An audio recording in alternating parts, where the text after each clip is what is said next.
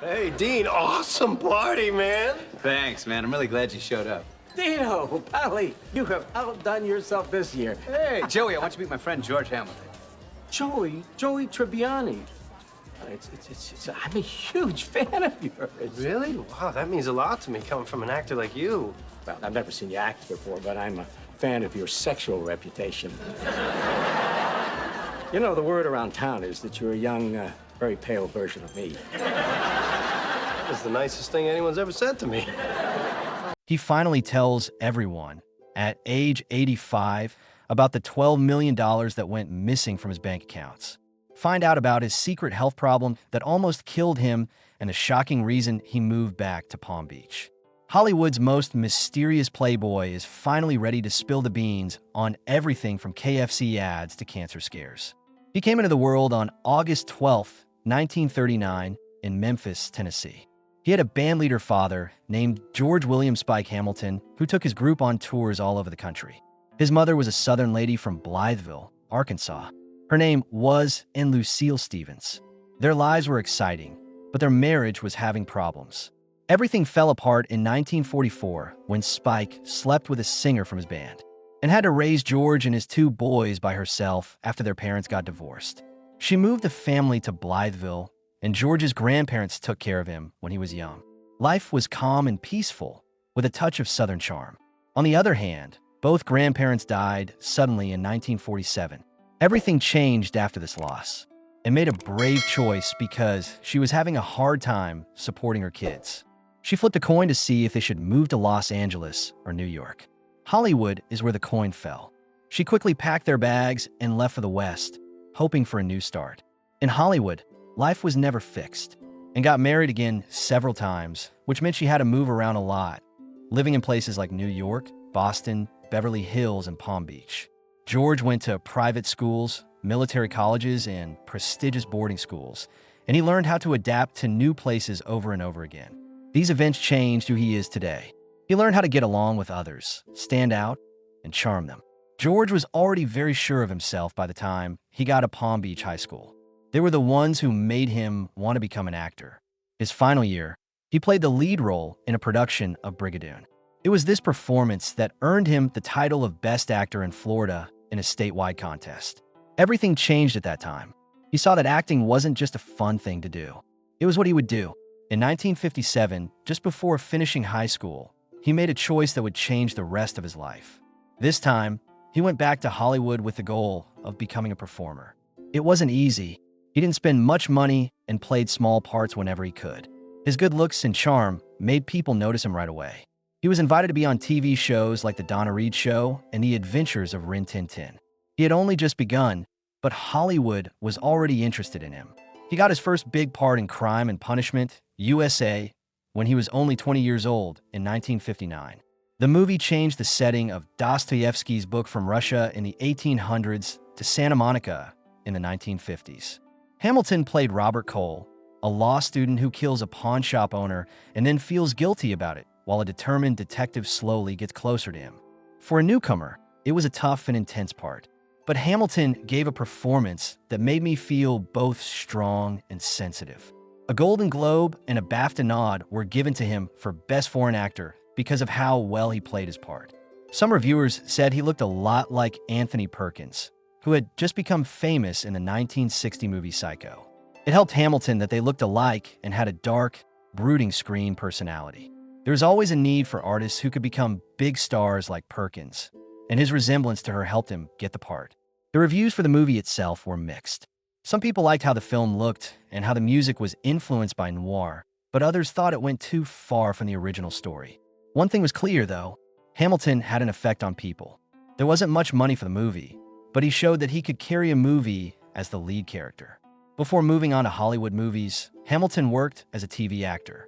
Production problems stopped the show from showing in 1958, but it later gained a cult following as the best TV show that no one had ever seen. He was able to show how versatile he was by playing different roles in scary and exciting stories. He also played a part in the famous family sitcom The Donna Reed Show around the same time. It was a totally different type of movie, but it gave him more screen time and confidence. Then came Home from the Hill, which came out in 1960 and was directed by Vincente Minnelli. The movie was about a rich but troubled Southern family. Theron Honeycutt, played by Hamilton, is the sensitive and shy son of Robert Mitchum's strict and demanding father figure.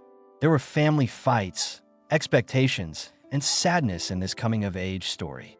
Hamilton's performance showed how hard it was for him to figure out where he fit in the world. The movie did well at the box office and with critics, and working with big names like Mitchum and Eleanor Parker pushed Hamilton to show what he could do. After watching Crime and Punishment USA, Minnelli saw how talented Hamilton was and thought he would be a good fit for Theron. The part made Hamilton a Hollywood star, but what was more important was that it showed he could act. There was more to him than just his good looks.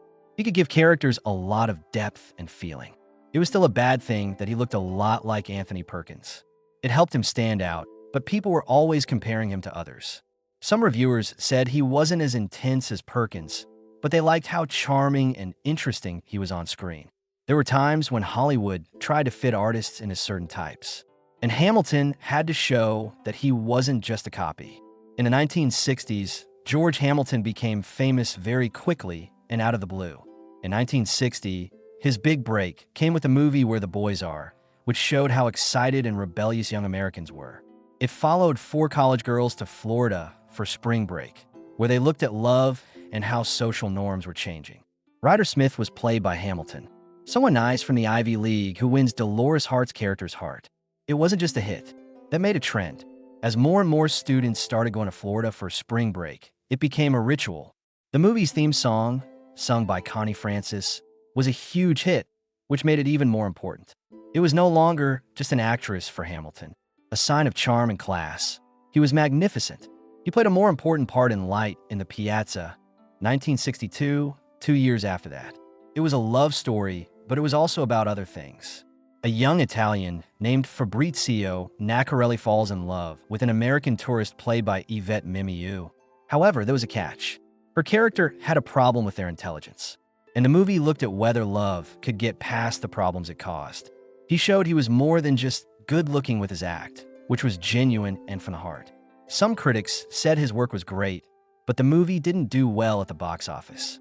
The movie, which was shot in Florence and Rome, gave Hamilton a chance to play a more complicated part. Even though it wasn't his best hit, it showed that he could play serious roles. That Hamilton's career took a strange turn in the late 1970s. He chose to play a comedic role instead of another romantic star. In the 1979 movie Love at First Bite, Dracula was reimagined as a stylish vampire who had to move to New York because communists had kicked him out of his house. It was a silly idea that worked, though. Dracula was funny and kind of likable because Hamilton played him with a mix of charm and self-awareness. The fact that his famous tan made him stand out from other pale vampires made the joke funnier. The movie made over $44 million, which was a big surprise since it didn't cost much to make. Hamilton was nominated for a Golden Globe for his role, which showed that he could make people laugh as well as play a love lead. A lot of people really liked the movie, even though some reviews said the humor wasn't always funny.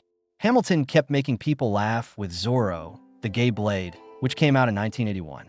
This time, he played 2 roles: Don Diego Vega, the famous Zorro, and Ramon, his flashy twin brother, who is also known as Bunny. Bunny takes over when Zorro gets hurt, putting his own emotional style into the part. The movie was a mix of action and comedy because of his version of courage, which included flashy clothes and stage moves. Others thought it was smart and ahead of its time, while others thought the jokes used stereotypes too much. The movie didn't do as well at the box office as Love at First Bite, but Hamilton was nominated for another Golden Globe.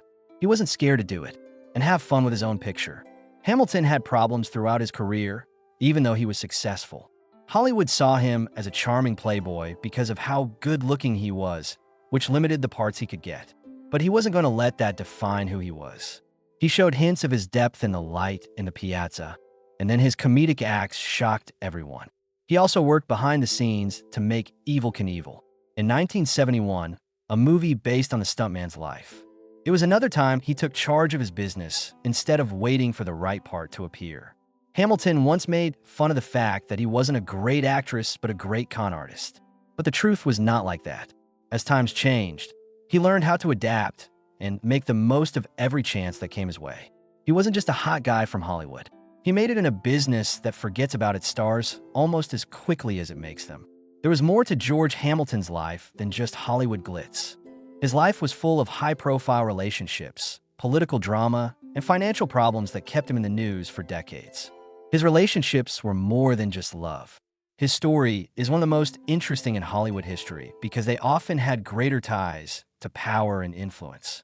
Hamilton began dating Linda Burr Johnson, who was the daughter of President Lyndon B. Johnson, in 1966. Ham was 26 years old and Linda was 22 years old at the time. From the beginning, their partnership was a show. They were seen at the Oscars, at Mardi Gras, and even on vacation in Acapulco. He went to the LBJ Ranch for Easter with Hamilton and attended the wedding of Linda's sister in Washington, D.C. The public saw a beautiful couple, but President Johnson was worried about them behind the scenes. Johnson thought that Hamilton was a smooth talker who had a plan. He was more than just doubtful. He asked for proof. He asked Abe Fortas, a justice on the Supreme Court, and J. Edgar Hoover, director of the FBI, to look into Hamilton's past. They looked into everything, from his personal life to his time in the military. There were rumors that Hamilton was dodging the Vietnam War draft. He said he was responsible for his family's finances, but detectives didn't believe him because his mother was living well in Beverly Hills. There was one strange moment that stood out. The president gave Hamilton a gun for a shooting trip while he was at Johnson's ranch in Texas. Not a single person was sure if it was a friendly act or something scarier. They were together for a short time. She moved on by 1967 and later married Marine Corps Captain Charles Robb. But Hamilton never really stopped being close to the Johnson family. He kept in touch with Linda and even went to her wedding. After more than 10 years, Hamilton started seeing Ferdinand Marcos, who was also a powerful woman. They met in 1979 while Hamilton was running ads for his movie Love at First Bite. Their friendship grew quickly, and it is said that Imelda gave Hamilton money to help with his projects. Years later, shocking details were found in court papers. Hamilton's accounts have been used to send more than $12 million in stolen Philippine money. The money was put to more than one use, such as buying a home in Beverly Hills and giving money to a movie project about General Douglas MacArthur's love life. Hamilton said he gave $5.5 million back to a Hong Kong bank that worked with Marcos associates. But the money ended up back in the hands of the Marcos family, according to the detectives. Hamilton was named as a co-conspirator in a crime case, but he denied doing anything wrong. He kept saying that his only purpose in dating Imelda was to make friends. He even said that her invitation to the Philippines after his brother's death saved his mother's life. But detectives thought Imelda had a lot of power over Hamilton's money choices. There was evidence that loans backed by his Beverly Hills home were directly connected to her. Hamilton was still seeing strong women after that. Over the years, he became known as one of the most charming playboys in Hollywood. He once said that no one in Hollywood had been with more women than him, and his long list of relationships seemed to back that up. At least 4 Miss Worlds and some of the most famous actors and socialites of the time were linked to him. He dated well-known women like Elizabeth Taylor and Alana Stewart. It was not at all like usual. Colonel Tom Parker, who worked for Elvis Presley, was the best man at their Las Vegas wedding. On September 30th, 1974, 2 years after that, they had their son, Ashley George Hamilton. Their marriage looked great at the time, but by 1976, it was over. Most people who get divorced go their different ways. But George and Alana stayed close in a strange way. They even co-hosted a talk show together after almost 20 years. In the mid-1990s, George and Alana was on TV, and viewers saw how they interacted with each other. There was no denying their chemistry, which showed that their bond had never really been broken. They were married, but now they were best friends, which doesn't happen very often in Hollywood or anywhere else. Their son Ashley grew up in show business and became an actor like his parents. In 1993, he made his acting debut in Beethoven's Second. In 2013, he was in Iron Man 3. His personal life, on the other hand, was hard. When he was 19, he married actress Shannon Doherty, even though he had only known her for 2 weeks. They were married for 5 months. He also had problems with addiction and eating disorders, but comedy and singing helped him find stability in the end. George and Alana were there for him the whole time and helped him no matter what. Ashley still thanks them for always being there. George's life changed again when he started dating swimsuit model Kimberly Blackford in the late 1990s. They never got married, But on December 6th, 1999, they had a boy named George Thomas Hamilton, Jr. His name is GT, and he was raised with rules and order.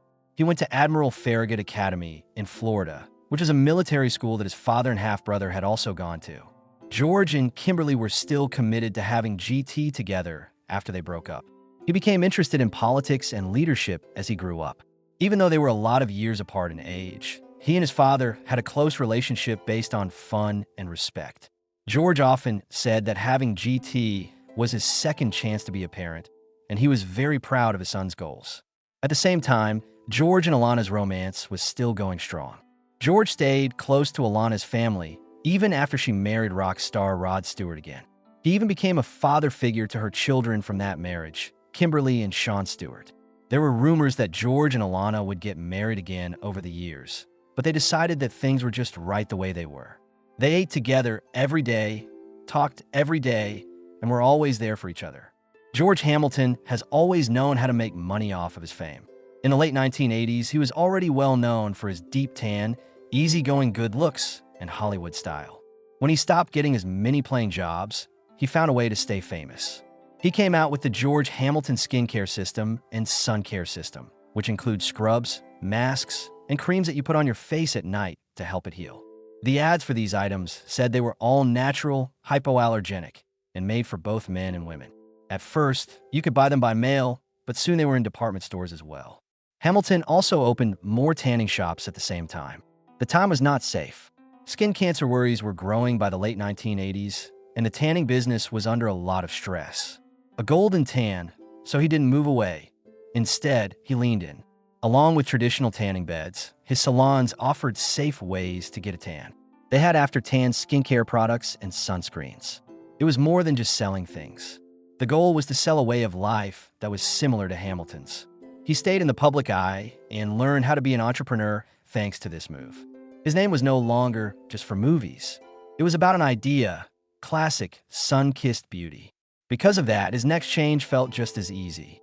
In 1997, Hamilton turned another hobby he had into a business. The first Cuban cigar he ever smoked was in Havana when he was 17. He loved them all the way through. It was that year that he opened Hamilton's Cigar Lounge at Las Vegas's New York Hotel and Casino. You could buy smokes there, but it was more than that. The lounge had a private room in the back called the Club Car. It was made to look like a fancy train car and had red velour tables inside.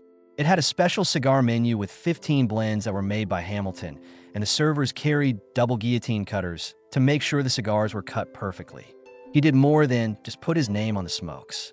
He made high-end products like Hamilton's Reserve with the help of master blenders. This mix had hints of coffee, chocolate, and cinnamon in it, along with Connecticut wrappers and Dominican fillers. As a nod to his work in movies, some cigars even had funny names like King George and Zorro. The lounge did well for a while, but by early 2000, the cigar bar style was going away, and there was more competition in Las Vegas. The bar closed down in the end, but it had done its job. It was another great addition to Hamilton's image. It was classy, luxurious, and classic. In 2016, Hamilton got the part no one saw coming, which shocked everyone. He changed his name to Colonel Sanders. In a campaign that KFC was running, different players played the famous fast food star. And Hamilton was picked to market their chicken that is extra crispy, of course. The ads were mostly funny. In order to make it look like this colonel had spent too much time in the sun, he wore the standard white suit and kept his deep tan. It was the right mix of knowing yourself and putting on a show. The event went well. He did more ads for KFC in 2018 and was brought back. Younger viewers loved the funny twist, and longtime fans like how Hamilton could be funny about his own image. While this was going on, George Hamilton found a new way to entertain people by appearing on reality TV. He showed that wit and charm could get him far, even when he was in his 60s.